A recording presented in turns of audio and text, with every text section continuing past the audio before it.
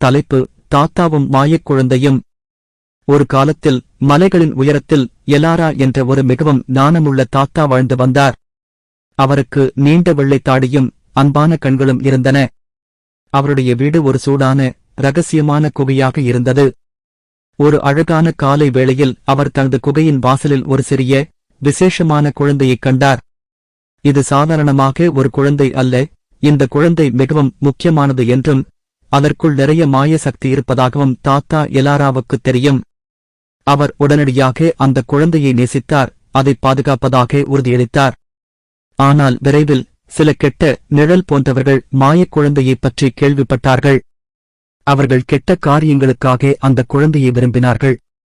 அவர்கள் வருவதை தாத்தா எலாரா அறிந்தார். எனவே அவர் குழந்தையை மெதுவாகத் தூக்கி ஓடத் தொடங்கினார்.